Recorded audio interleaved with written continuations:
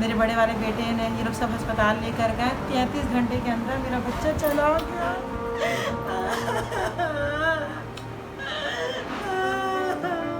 As a mother मैं अपने बच्चे को वहां जब रख रही हूँ ना तो मेरे रोंगटे खड़े हो रहे हैं। I can not take it.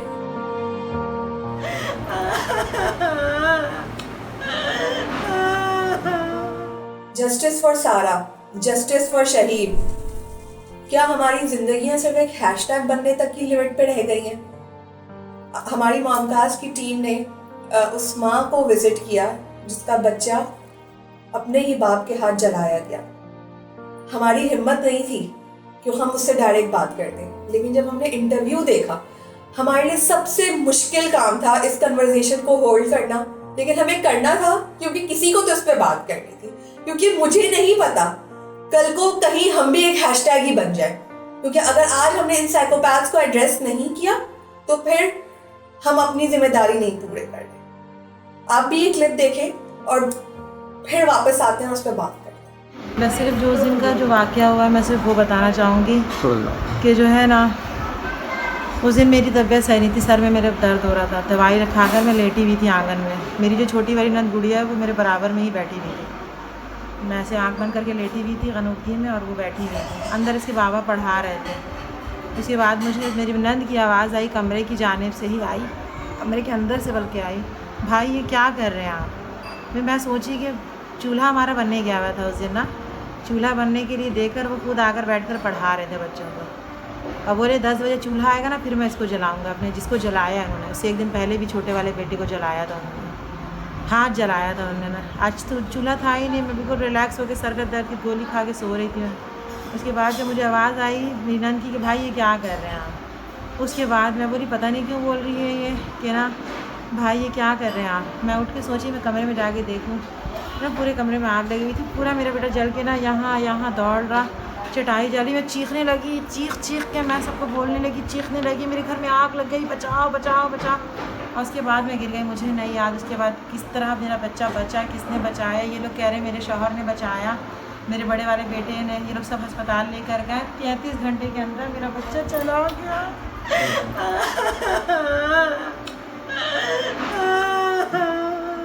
मैंने इतना भी बोला, मतलब मैं तो खुद नहीं चाहती थी कि घर में जो है ना वो बच्चे डिस्टर्ब होते हैं मेंटली लड़ाई झगड़े से। और इतना डिस्टर्ब हो गया मेरा घर, बिल्कुल ख़त्म हो गया मेरा घर। बच्चे नहीं जाना चाह रहे हैं, करे सज़ा मिलेगी पापा को, पापा ने जलाया है। इतना डिस्टार्ट ये इतना ये इसके अंदर इतना जहर है अपने बाप के लिए, मैंने कभी सोचा भी नहीं था। ये अंदर से खुला 3 दिन तक तो इसने बात नहीं की है, सिर्फ आंसू निकल रहा था इसके। कह रहे मामू अगर आप लोग कुछ नहीं करेंगे, अम्मी अगर आपने सज़ा नहीं दिलवाई ना पापा को तो मैं कुछ स्टेप लूँगा। और आप सोचिए कि सिर्फ एक रास्ता नहीं होता है, सिर्फ एक रास्ता नहीं होता है सज़ा देने का, दूसरा रास्ता भी होता है। आप सोचिए दूसरा रास्ते का मतलब आप समझ रहे हैं ना कि दूसरा रास्ता क्या होता है। देखिए माँ अगर बाप से नहीं लगाएगी अपने बच्चे की शिकायत तो वो बताइए किससे लगाएगी। मैं अपने शौहर को अस्पताल में कह दी थी कि दुआ कीजिए मेरे बच्चे को कुछ नहीं वाला, मैं आपको छोड़ूंगी नहीं। देखिए एक औरत अपना घर बचाने के लिए सिर्फ अपने बच्चों की वजह से एक पागल इंसान के साथ भी शायद रह जाती है, चरसी मवाली के साथ भी रह जाती है कि वो अपना घर बचाने के लिए।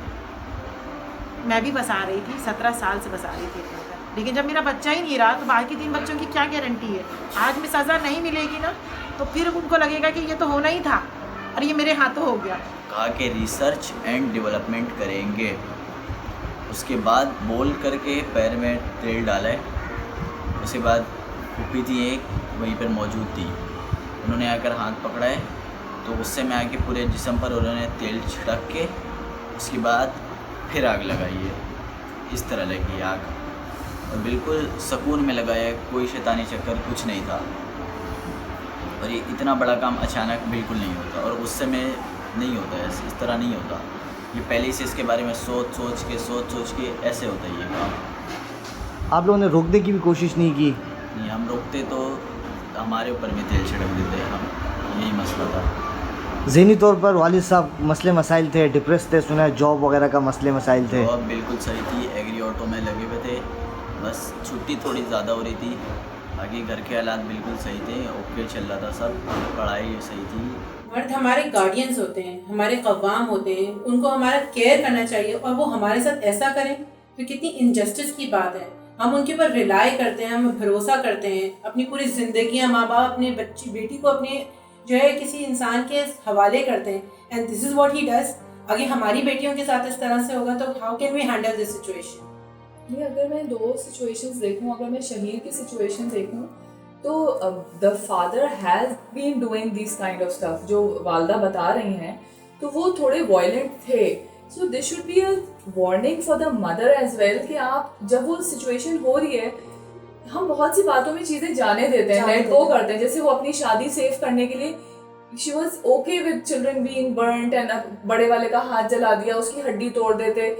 ये बातें भी क्यों तोड़ दें हड्डी, क्यों जला दें? सवाल ये है, असल सवाल ये है, नॉर्मलाइज क्यों कर रहे हैं हम लोग ये सारी बातों को?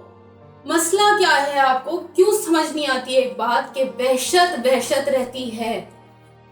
फादर, लेकिन अगर आप वहशत देख भी रहे हैं तो आप तब भी, जैसे उनकी माँ का जो इंटरव्यू देखा उसमें शी इज सेइंग कि मैं अपना घर बचा लूँ या मैं ऐसा कर लूँ, you are still looking forward to it and you were waiting for something like this to happen. मेरे लिए चीज नॉर्मल क्यों है? अगर एक दिन पहले उसके छोटे बेटे का हाथ जलाया गया, उस वक्त क्यों नहीं स्टैंड लिया गया? या अगर वो नॉर्मली भी वो आदमी मारता था तो आई मीन माँ ने स्टैंड क्यों नहीं लिया? I have a question. हमारे यहाँ एक नॉर्म बन गया है कि अगर मर्द बीवी को मारे, बच्चों को मारे, एक नॉर्म है। हालांकि होना ही चाहिए, जिस दिन पहले दिन हाथ उठाए ना उसी दिन उस हाथ को रोक दिया जाए, और उसके बाद जो भी आपको स्टेप लेना है। How can someone slap someone और हिट समवन? उसी दिन हाथ ना सिर्फ रोका जाए, उसी दिन वहां से चले जाना चाहिए। पहली दफा ही आखिरी दफा होना चाहिए। सदफ, तुम आइडियल सिचुएशन की बात करो, तुम बिल्कुल आइडियल सिचुएशन की बात करियो, लेकिन हम अनफॉर्चुनेटली जिस खत्ते में रहते हैं ना, इस खत्ते का अजाब यही है कि हमें आसान लगता है कि गलत चीज को छोड़ दो, जाने दो गलत चीज को। अच्छी बात अडॉप्ट करने में हमारी रूह कांपती है, लेकिन गलत चीज को एड्रेस करने में हम कहते हैं जाने दो यार, जाने दो। और अलमिया ये है कि जब इस पे कोई बात कर रहा होता है या वो चीज ट्रेंडिंग कर रही होती है तो कुछ जो है नरम दिल अफराद कहते हैं कि हम इस न्यूज को बर्दाश्त नहीं कर पा रहे, यार आप उस पर बात ही नहीं करोगे तो ये खित्ता वैसे का वैसे ही रहेगा। देखो वही बात है, घर में हम छोटे मोटे वायलेंसेस की भी इजाजत दे देते हैं, जैसे मौलवी साहब ने मारा, कुछ इस तरह के डायलॉग्स, खाल उधेड़ दूंगा, हड्डी तोड़ दूंगा।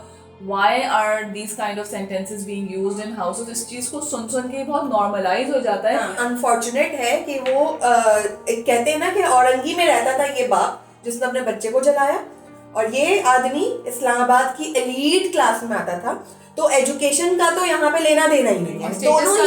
दोनों ही मर्दों ने हैवानियत की हद पार की है। और जो तुम ये एम्पावरमेंट की बात कर रही हो, मैं अभी ये पोस्ट पढ़ रही थी, मुझे नहीं पता कि ये कितनी ऑथेंटिक है, मगर ये अगर ऑथेंटिक है तो उसका मतलब है कि हमें रेड फ्लैग्स इग्नोर करने की आदत हो गई है। वो अपने शोहर की तीसरी बीवी थी और ये उस जगह मारी गई है, उस फार्म हाउस पे मारी गई है जो इसने जहेज में लाई थी। वो ये फार्म हाउस जहेज में लाई थी तीसरी बीवी होते हुए। अपना था उसका अपना फार्म हाउस था, उसकी अपनी प्रॉपर्टी थी and she was being killed over there. दूसरी बात ये कि इफ द हस्बैंड, 2 बीवियां अगर उसे छोड़ चुकी हैं तो it's a point of reflection and thinking कि कोई तो वजह होगी ना। खुदा खास्ता हम किसी विक्टिम ब्लेमिंग नहीं करना चाह रहे, हमारा मकसद ये है क्योंकि हमें लगता है कि ये हैशटैग हमारे आसपास के घरों से ही निकल के आ रहे हैं। विक्टिम ब्लेमिंग तो है ही नहीं, विक्टिम ब्लेमिंग तो खुदा खास्ता हम कर भी नहीं सकते। विक्टिम ब्लेमिंग तो है ही नहीं किसी एंगल से, क्योंकि ये मसला ना उस औरत का है। मैं सिंपैथाइज कर सकती हूँ उस औरत से आराम से, क्योंकि उसके अराउंड लोगों ने इतना नॉर्मलाइज कर दिया है ये चीज कि उसको भी नॉर्मल ही लगता होगा, उसको नॉर्मल लगता होगा। इस वक्त राइट नाउ एक औरत ही इसको डिफेंड कर रही है, उस आदमी की बहनें उसको डिफेंड कर रही हैं, तो आप उन औरतों से जाके क्यों नहीं बात करते? इस वक्त औरतों की बात खत्म हो चुकी है, इस वक्त मर्दों की बात खत्म हो चुकी है, इस वक्त बात है वहशत, हैवानियत और ह्यूमैनिटी। बेसिक ह्यूमन राइट्स हैं ये। ह्यूमन राइट्स जिसे कहते हैं, no matter what the reason, nobody has the right to take somebody's मुझे लाइफ, हैरत हो रही है इंसान कि उसने कोई भी सिचुएशन हो। ये आप जानवर के लिए भी नहीं बोल सकते कि चर्बी जला दो। उसने एक इंसान के लिए ये बोला और आपने सुन लिया और आपने कहा ये नॉर्मल है। 17 साल जो है उन्होंने अपने हस्बैंड के साथ गुजारे ये सोच के कि मेरे बच्चे हैं तो मैं अपना घर बसाए रखूं, और आज वो बच्चा चला गया। ये बहुत गलत कॉन्सेप्ट है कि हम अपने घर बचाने के चक्कर में ऐसे लोगों के साथ अपनी जिंदगियां गुजार दें कि शायद किसी दिन सही हो जाएगा। फर्स्ट डे पे पता चल जाता है कि वो बंदा कैसा है, उसी वक्त फैसला कर लेना चाहिए कि आगे की जिंदगी इसके साथ गुजारनी है या नहीं गुजारनी है। फातिमा, मेरे लिहाज से ये लेसन है उन औरतों के लिए जो ये समझती हैं कि आप घर बचाने के लिए घर में टिकी हुई हैं, आपका घर नहीं रहेगा। अगर वो इंसान हैवान है, वो इंसान नहीं है, तो आपका घर नहीं रह सकता। यही तो सारी बात है कि हमें we need to teach our daughters. ठीक है, कॉम्प्रोमाइज एक चीज़ है, but there is a limit to compromising ना, कि एक लिमिट जहाँ पे हमें लड़कियों को ये सिखाना होगा और एम्पावर करना होगा कि there is a point where you gauge, you should be smart enough, या आपके अंदर लड़कियों में ये चीज़ होनी चाहिए कि बस दिस इज इट वाली बात है ना, कि अगर किसी ने आप पे हाथ उठाया और अगर वो पहले दिन हाथ उठाए तो it should be enough for you to leave that place. You will not give him a second chance कि अच्छा आज, you will not justify it. वही ना, emotional abuse There is no justification for this. आप किसी भी हालत में आपको कितना ही गुस्सा आ रहा है कि आप किसी पे हाथ नहीं उठा सकते। इस्लाम में एक बड़ी वजह है ना कि जिसकी वजह से क्या गुस्सा हराम है, ये क्योंकि आप हराम काम कर रहे हैं गुस्से में आकर, आप लोगों की जानें ले रहे हैं, आप लोगों को तकलीफ पहुंचा रहे हैं। वहशत आपको दिख जाएगी। वहशत देखने के लिए आपको कोई साइंस कुछ नहीं चाहिए। वो अगर वैशी आदमी है वो किसी का ख्याल नहीं करेगा। If I talk about सारा, तो मैं सिर्फ ये सोच रही हूँ what the girl must have gone through, और उस आदमी के गुस्से का, रेज का क्या लेवल होगा कि मतलब आपने उसको डंबल से मार दिया। मतलब इंसान था, जानवर था, कितना गुस्सा है। मतलब Worse than animal. मुझे it's hard for me to यार ये understand। गुस्सा पहले दिन तो नहीं आ गया ना, ये तो बाय टाइम उसका डेवलप हुआ है। उसकी मेंटल हेल्थ डिटोरिएट होती गई है तो वो इस लेवल की हैवानियत पे पहुंचा है ना। वो पहले दिन तो नहीं हो गया उसको ये गुस्सा, ये तो शैतान उसमें वक्त के साथ साथ है। और यहाँ पे दूसरी वाली जो कहानी है उसमें भी साफ क्लियर है। वो खुद बोल रही है कि 17 साल मैंने गुजारे, क्योंकि उन्होंने पहले दिन देख लिया है। उनको पहले साल नहीं पता है कि उनका शौहर किस लेवल का रेज है, गुस्सा है, और किस लेवल की उसकी मेंटल हेल्थ है। मेरा ये सवाल है कि जब इंसान इस लेवल का गुस्सा कर रहा है तो हमारी सोसाइटी कहाँ है? मैं लड़की को, बीवी को ब्लेम नहीं कर रही, बीवी के साथ रहने वाले लोग, माँ बाप लड़के के, या जिसे कहते हैं ना खानदान में फूफियाँ, खालाएं, मतलब पीपल अराउंड यू, किसी ने उस इंसान की रेज और गुस्से को पॉइंट आउट क्यों नहीं किया? किसी ने उस इंसान को काउंसल करने की जहमत क्यों नहीं की कि भाई इसे कंट्रोल करो?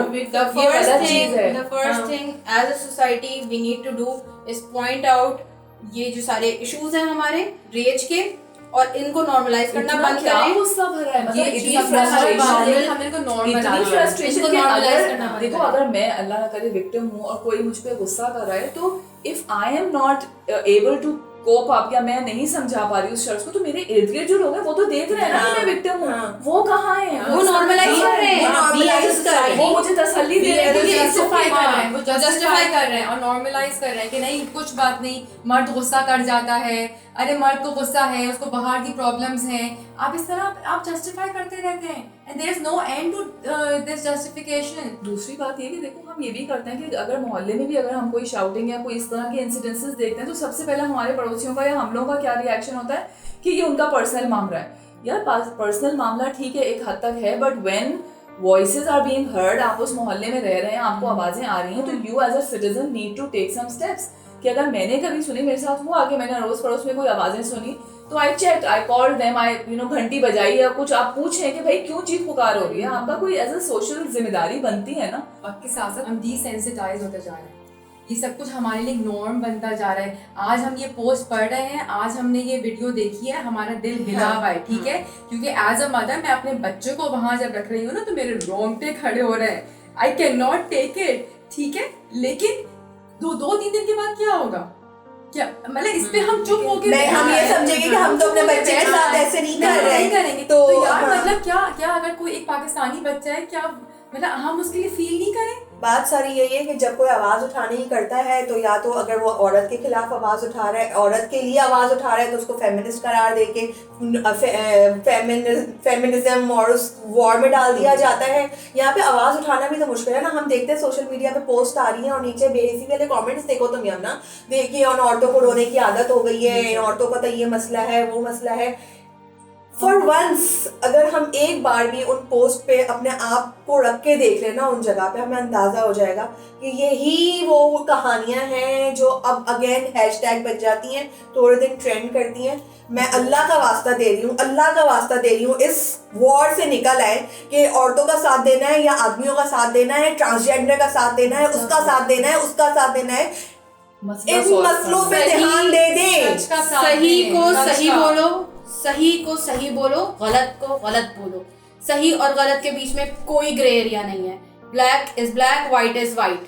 खुदा का वास्ता है, अभी भी आपके पास वक्त है। अभी भी जो औरतें या जो आदमी घर में इस वक्त अपनी फैमिलीज के साथ सेफ हैं और इस वक्त सुकून में हैं, वो ये सब चीजें देख रहे हैं, लेसन लर्न करें प्लीज, और उठें ऐसे लोगों के लिए जो इस वक्त वहशत फैला रहे हैं सोसाइटी में, और कुछ नहीं। हो सकता है वो वहशत फैलाने वाला आदमी आपका दोस्त भी हो सकता है वो सफर करने वाली औरत आपके घर में ही हो। और मेरे ख्याल से एक और बात जो मैं कहना चाहूँगी कि अपने बच्चों को भी ये चीज़ें दिखाएं, उनसे कुछ छुपाने की ज़रूरत नहीं है, बिकॉज आपके बच्चों को अवेयर होना चाहिए कि आपके अराउंड हो क्या रहा है और क्या हो सकता है, और उनकी तरबियत उसी के अकॉर्डिंग करें कि क्या चीज़ बर्दाश्त करनी है, क्या चीज़ बर्दाश्त नहीं करनी है, रेड फ्लैग्स क्या होते हैं। It's a very high time right now. इससे अपने बेटों की तरबियत करें कि बेटा ये नहीं करना है, ये बिल्कुल तरीका नहीं है, ना अपनी औलाद के साथ जुल्म करने का, ना अपनी बीवी के साथ। और लड़कियों को भी इससे समझाएं कि देखो this is the point where you have to take step. हम अपनी बात को यहीं ख़त्म करेंगे क्योंकि इससे आगे हमसे बोला नहीं जा रहा है। शायद आपको ये बात अच्छी लगे, शायद हमारी कुछ बातें बुरी भी लगे, मगर अगर कुछ बात समझ आ रही है तो उससे रिलेट करें, कुछ सीख लें, और आपके पास कुछ ऐसा फीडबैक है, कुछ सजेशन है जो एक मास लेवल पे इम्प्लीमेंट किया जा सकता है, वो भी हमारे साथ शेयर करिएगा। अल्लाह हाफ़िज़।